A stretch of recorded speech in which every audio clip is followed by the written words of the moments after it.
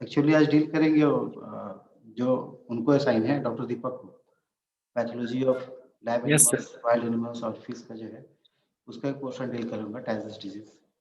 Doctor को pathology वाला इधर कुछ क्लास लेंगे डॉक्टर कौशल, है ना। तो मैं यस डॉक्टर दीपक का असाइन है, उससे एक पोर्शन पढ़े हो आप टाइफस डिजीज पहले? ये आइडिया है? टीचर जी सर, बैक्टीरियल क्लोस्ट्रिडियम जो होता है पर।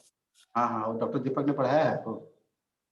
नहीं नहीं सर, सर नहीं दिए हैं क्लास। ठीक है, थोड़ा डिटेल स्टडी करते हैं इसको। यस। पावर पॉइंट शेयर करता हूँ। ओके, तो टुडे टॉपिक क्या है? It is typhus disease in laboratory animals. तो ये लैबोरेटरी एनिमल्स का ही डिजीज है, हैमस्टर्स का, माइस का, रैबिट्स यस का, सर, रोडेंट, रैट्स का। Dog, cat. Yes sir. ठीक है, उसमें है इम्पोर्टेंट, यस ये सर। बहुत ही इम्पोर्टेंट डिजीज है। किसी भी पर्पज से, examination point of yes. View, practical point of view, किसी भी पर्पज से बहुत ही इम्पोर्टेंट डिजीज है टाइफस डिजीज। ठीक है, तो रिगार्डिंग एक डेफिनेशन पे आपसे पूछे व्हाट इज टाइफस डिजीज, तो एक सिंपल सा डेफिनेशन है, it is an acute yes sir. Epizootic bacterial disease of rodents and rabbits. rodents and rabbits मतलब कि वो यस हैमस्टर्स सर। हो गए, रैट्स हो गए, माइस हो गए, रैबिट्स हो गए, हम्म। caused by spore forming bacteria. तो क्लोस्ट्रिडियम जितने भी होते हैं एनारोबिक होते हैं, तो दे फॉर्म स्पोर। ठीक है, तो स्पोर फॉर्म करता है in hmm. Presence of oxygen. और बैक्टीरिया क्लोस्ट्रिडियम का जो स्पीसीज है yes sir. Piliforme, Clostridium piliforme. Previously it was known as Bacillus piliformis, उसको बाद में चेंज कर दिया गया नाम, क्लोस्ट्रिडियम यस सर। पैलिफॉर्मी हो गया। And the main lesion, yes sir. Main lesion है characterized by segmental necrosis of cecal mucosa and focal necrotic lesions on the liver and heart. पूरे टाइफस डिजीज में अगर ये डेफिनेशन ही आपका याद रहे ना, तो पूरा का पूरा यस स्टोरी सर। फ्रेम कर सकते हैं। क्या है मेन चेंजेस कहाँ पे है? सिका में है और लीवर में। ठीक है, focal necrotic lesion on the liver necrosis and heart. दोनों ही जगह होता है, सिका में और लीवर में, और थोड़ा हार्ट में भी देखने को मिल सकता है। तो जिस साइंटिस्ट ने डिस्कवर किया था, सबसे पहले रिकॉर्ड किया था इस डिजीज को, उन्हीं के ऊपर ये नाम रखा गया है टाइफस डिजीज। ठीक है, थोड़ा सा हिस्ट्री हिस्ट्री भी देख लेते हैं। Regarding history, it was first discovered by parasitologist थे ये, पैरासाइटोलॉजिस्ट अर्नेस्ट टाइजर। तो नाम है इनका टाइजर, तो उनके अकॉर्डिंगली उनके ऑनर पे नाम रखा गया टाइजर डिजीज। और बहुत पहले अबाउट 100 ईयर्स एगो, 1971 1917 में उन्होंने इसको रिकॉर्ड किया था ड्यूरिंग हिज एक्सपेरिमेंट। तो एक्सपेरिमेंट कर रहे थे माइस पे, जापानीज माइस पे। तो उन्होंने देखा कि यस। उनके माइस एकाएक मरने लगे।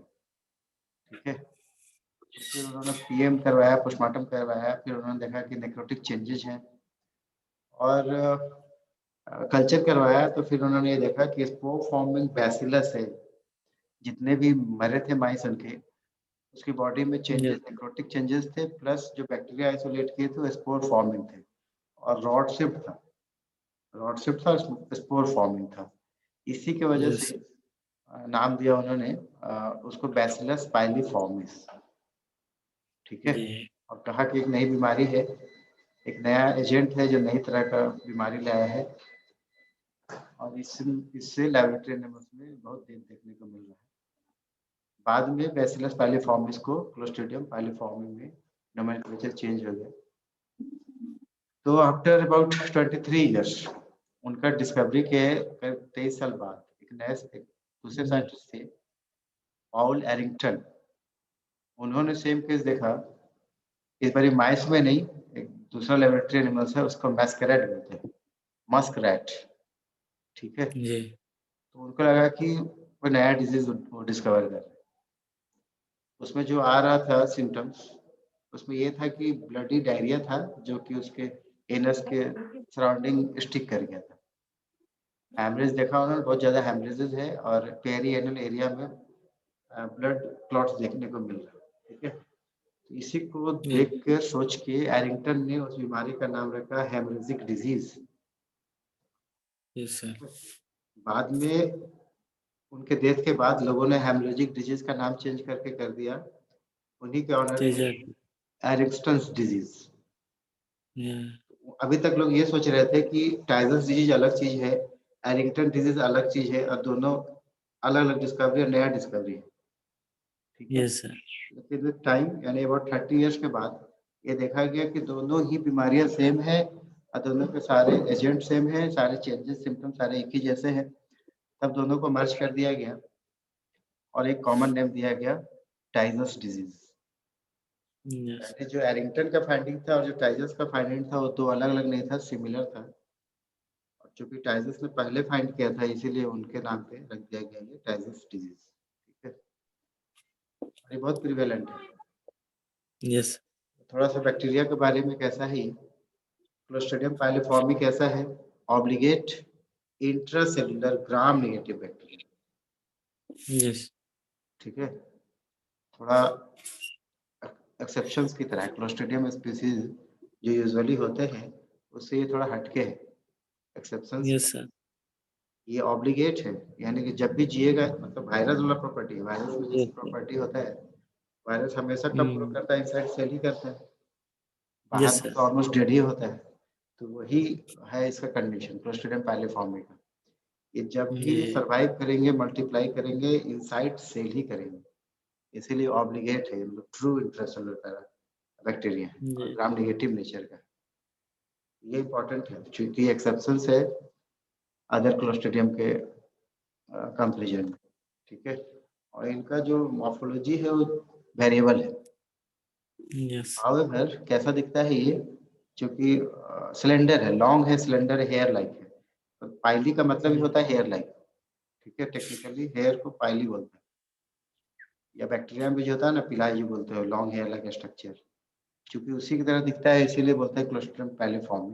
तो हेयर लाइक, पतला, लंबा, वैसिलस है, ठीक है। और यस काफी सर। बड़ा होता है, मिलीमीटर्स में होते हैं बड़े, माइक्रोमीटर में नहीं है, काफी बड़े हैं ये, millimetre long, 8 to 10 millimetre long और 0.5 मिलीमीटर वाइड। यानी इसका मॉर्फोलॉजी भी बड़ा खास है, काफी लॉन्ग है। यूजुअली बैक्टीरिया क्या होते हैं, माइक्रोमीटर में होते हैं, ये यस सर। मिलीमीटर में है।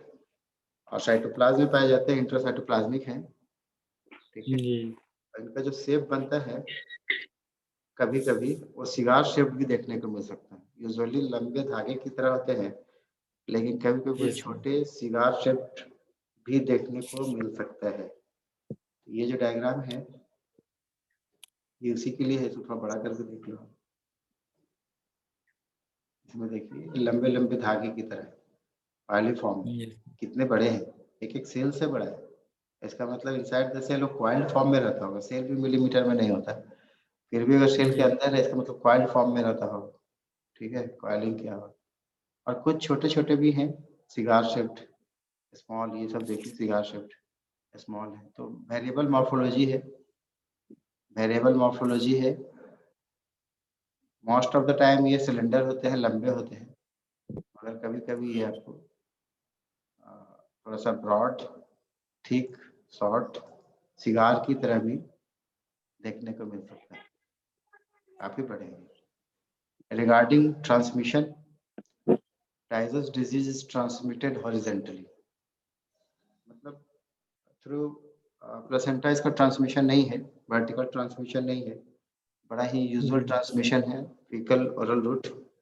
मतलब इन्फेक्टेड एनिमल के फीकल मटेरियल में आएगा बैक्टीरिया, जो कंटेमिनेट करेगा फीड मटेरियल को। उस कंटेमिनेटेड मटेरियल को अगर कोलैबोरेटिव एनिमल्स खा जाए तो उसके अंदर बैक्टीरिया चला जाएगा, ठीक है। Bacterial spores with infected fecal material can contaminate soil or feed and become orally ingested by a viable host. Okay, outside the body ये स्पोर फॉर्म में होंगे और हाईली रेसिस्टेंट भी होते हैं, तो बहुत बहुत चांसेस है कि वो बहुत दिन सरवाइव भी करे और सराउंडिंग फीड और सॉइल को कंटेमिनेट करके फाइनली इंजेस्ट हो जाए किसी अदर एनिमल्स के अंदर। Success of the disease is determined by the amount and virulence of the bacteria and the resistance of the host. ये हर बीमारी के लिए कॉमन है। आप हर दिन इसलिए बीमार नहीं होते, हर दिन बैक्टीरिया आपके अंदर यस जाता सर। है, बीमार इसलिए नहीं होते, ये अमाउंट डिसाइड करता है। कम अमाउंट में जाएगा तो आपका इम्यून सिस्टम उसको हटा देता है, एक बार में ज्यादा चला जाए तो जबरदस्त Yes, sir. सिम्टम आने लगते हैं। तो ये तो बड़ा कॉमन सा स्टेटमेंट है, ठीक है। लेबोरेटरी एनिमल सबसे ज्यादा ससेप्टेबल है, ठीक है।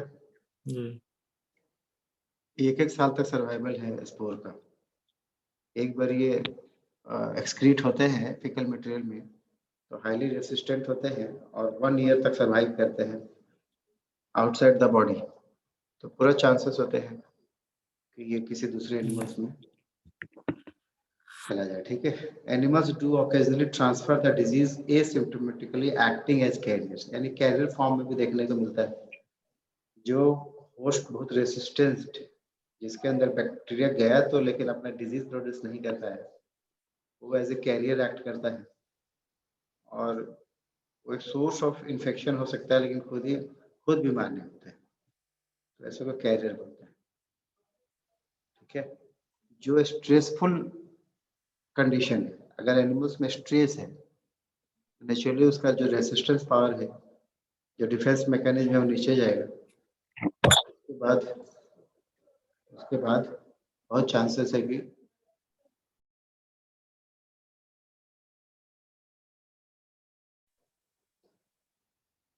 ट्रांसमिशन की बात हो रही थी, तो मैंने फाइनली ये बताया कि बड़ा सिंपल है, सारे मैकेनिज्म वैसे ही है जो हर डिजीज के लिए कॉमन है। कोई भी मतलब yes, बड़ा यूजुअल रूट फिकोलर रूट ही होता है। इन्फेक्टेड एनिमल का फीकल मटेरियल में बैक्टीरिया एक्सक्रीट होते हैं, फिर वो कंटेमिनेट करते हैं फीड और उसके बाद किसी दूसरे एनिमल में इंजेस्ट हो जाता है, ठीक है।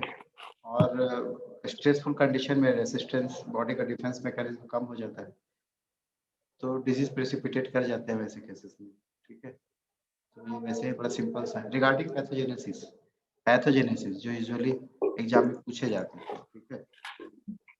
और ये इंटरेस्टिंग yes, sir. इंटरेस्टिंग है ये, इसलिए लॉन्ग क्वेश्चन में आने की पॉसिबिलिटी ज्यादा है, ठीक है।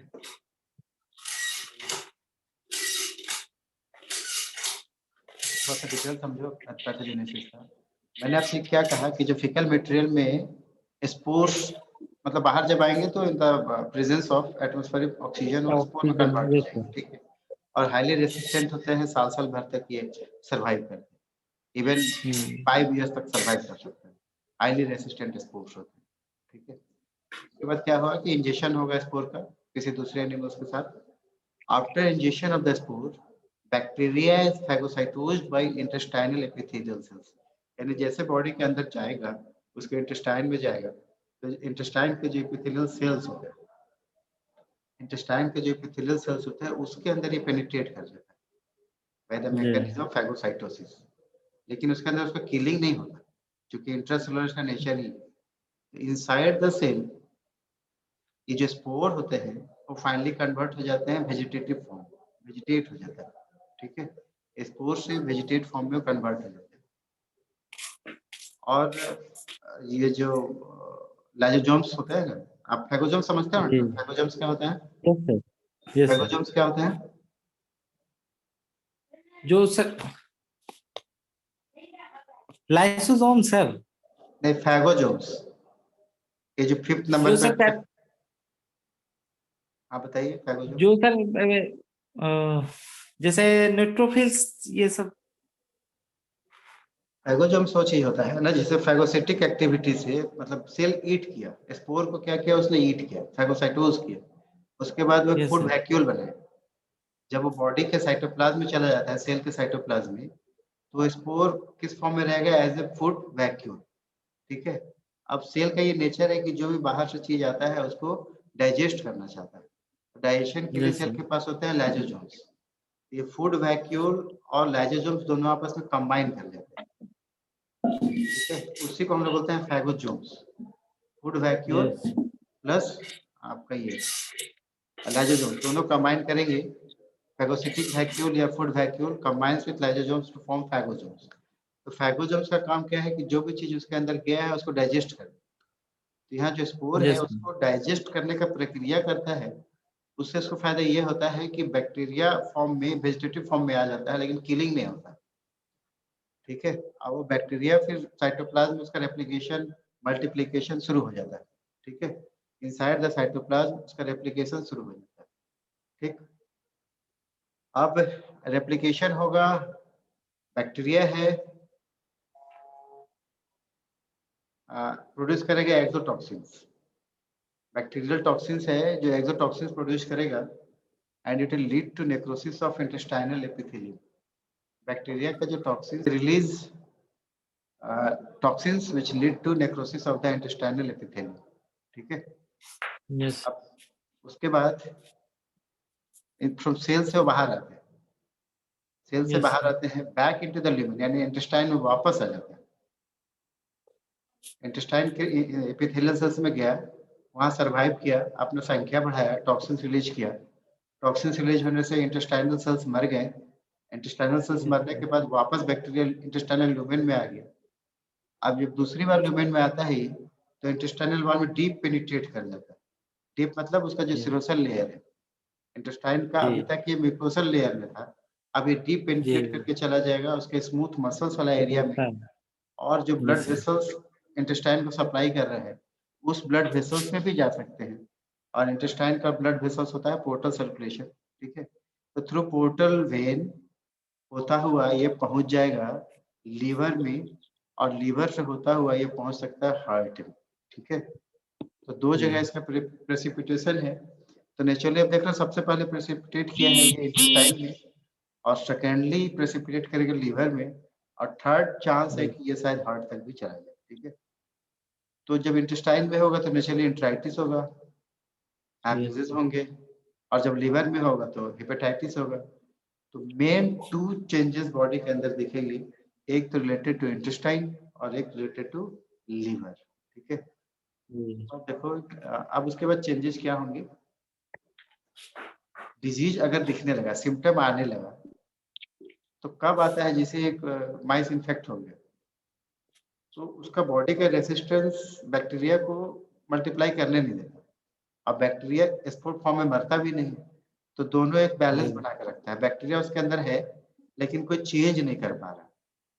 लेकिन Yes, sir. जैसे ही कोई स्ट्रेसफुल फैक्टर होगा, कोई स्ट्रेस होगा और उसका लोअर होगा इम्यूनिटी, जैसे कि ड्यूरिंग पर्चुरेशन या कोई भी ऐसा कंडीशन जहाँ पे उसका स्ट्रेसफुल कंडीशन होगा, या छोटा हो जिसका अभी बना ही नहीं है, अर्ली एज का माइस हो जिसका अभी इम्यून सिस्टम बहुत डेवलप नहीं किया हो, ऐसे केसेस में सिम्टम दिखने शुरू हो जाते हैं, ठीक है।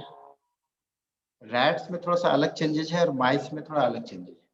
माइस थोड़ा सा ज्यादा Yeah. हार्डी है, थोड़ा सा ज्यादा रेसिस्टेंस है in comparison to rats. Rats में Yes. जो एकदम इम्पोर्टेंट है from objective point of view, rat में जो विनलिंग रैट्स होते हैं, जस्ट जी जो जन्म लिया है जिसमें, उसके इंटेस्टाइन में particularly ileum, ileum Hmm. Inflamed भी हो जाता है और इनलार्ज भी हो जाता है, स्वेलन इन्फ्लेम्ड इलियम, जिसके वजह से एब्डोमेन उसका डिस्टेंडेड दिखता है, मेगेलो इलियाइटिस, डिस्टेंडेड एब्डोमेन जी ड्यू टू मेगेलो इलियाइटिस। ये इंपॉर्टेंट टर्म है, इंपॉर्टेंट फाइंडिंग है ऑब्जेक्टिव पॉइंट ऑफ व्यू से भी। ये रैट्स में दिखते हैं, माइस में ऐसा नहीं होता, ठीक है। माइस में यूजुअली डायरिया होता है, हेमरेजेस होते हैं, और वो एनस के चारों तरफ स्वेलिंग कर देता है, ठीक है। जैसे जी डायरिया केसेस में पेरिएनल एरिया में चारों तरफ स्वेलिंग दिखता है, बिल्कुल वैसा ही दिखेगा, ठीक है। और डेथ हो सकता है, ठीक है, डेथ हो सकता है। रिगार्डिंग पैथोलॉजी, पैथोलॉजी कोई आपसे पूछता है व्हाट इज पैथोलॉजी, तो बेसिकली इसमें डील करना चाहिए लीजन्स को, मगर उस Yes, sir. लीजन्स तक बताने के लिए आपको थोड़ा इटियोलॉजी का भी चर्चा कर लेना चाहिए, थोड़ा सा क्लिनिकल साइंस का भी चर्चा कर लेना चाहिए पैथोलॉजी में। लेकिन डिटेल डिस्क्रिप्शन पैथोलॉजी का मतलब होता है detail description of lesions, lesions के बारे Yes. में पूरा डिटेल बताना, ठीक है। तो किसी ने पूछ लिया describe pathology of typhus disease, तो एकदम लीजन्स लिख के मत छोड़ दीजिएगा, लीजन्स पूरा लिखना है डिटेल में, लेकिन थोड़ा सा बैकग्राउंड बनाना पड़ता है कि it is a bacterial disease called Clostridium piliforme and it usually affect the intestine and liver, and the changes can be seen in the as a enlarged ileum or diarrhea, है ना। इतना थोड़ा सा Yes. मतलब background बनाने के बाद अब लीजर्स को बहुत डिटेल डिस्क्राइब करते हैं। मैं आपको इसलिए ऐसा कह रहा हूँ कि अभी जो सेकेंड ईयर का एग्जाम हुआ उसमें जितने क्वेश्चन जी आए एक्सटर्नल के पैथोलॉजी, डिस्क्राइब पैथोलॉजी, वो समझ ही नहीं पा रहे पैथोलॉजी क्या है। तो यस सर। कुछ कुछ लिख रहा है, कुछ जरूरत से ज्यादा लिख रहा है, कुछ लीजन्स का ही चर्चा नहीं कर रहा है। पैथोलॉजी बेसिकली मीन्स लीजन्स, ठीक है, तो लीजन्स नहीं छूटना चाहिए। तो अभी तक आपने ये देखा कि जो मेन ऑर्गन है, टिश्यू है, जहाँ पे इसका अफेक्शन है वो इंटेस्टाइन है, लीवर है, और कभी कभी हार्ट को भी अफेक्ट कर सकता है, ठीक है। इंटेस्टाइन में इलियम, सीकम और कोलन, डिस्टल इलियम, सीकम और कोलन, ये मेन एरिया है जहाँ पे चेंजेस होंगे, ठीक है। इलियम, सीकम और यस कोलन कैसा होगा, स्लाइटली लार्ज हो जाएगा, रेडेंट हो जाएगा, हेमरेजिक हो जाएगा, ठीक है। तो ये ग्रॉस लीजन्स हो गए।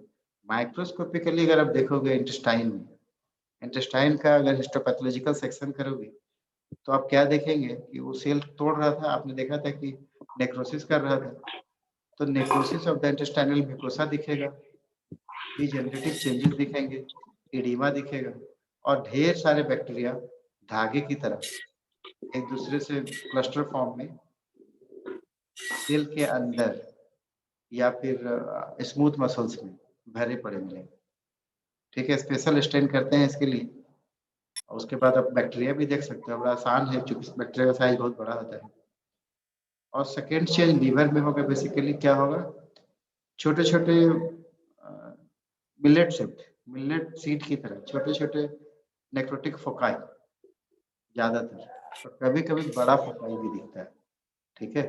जब हम लोग लीजन्स को डिस्क्राइब करते हैं ना, तो कुछ टर्म आते हैं जैसे फोकाई माने फोकल, फोकल मतलब होता है बिल्कुल एक खास जगह फिक्स होना, एक जगह पर होना, ठीक है।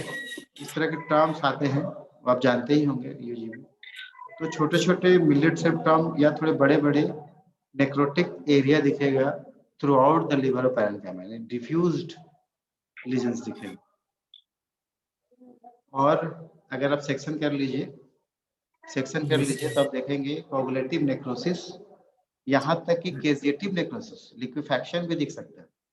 ये इंपॉर्टेंट यस है, सर। यूजुअली कोगुलेटिव नेक्रोसिस देखने को मिलता है और केजिएशन वगैरह जैसे टीबी वगैरह के केस में देखने को मिलता है, लेकिन इसमें भी आपको केजिएशन दिख सकता है, केजिएटिव यस नेक्रोसिस, सर।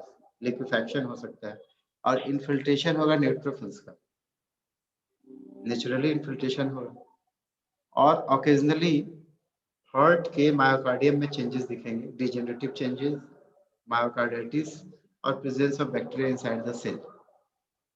और याद रखिए जो पार्टिकुलर स्टेन है, इसका स्पेशल स्टेन है हिस्टोपैथोलॉजिकल सेक्शन में, उसको हम लोग बोलते हैं वार्थिन स्टेन, या जिम्सा से भी कर सकते हो या पास मेथड पास। से कर सकते हो।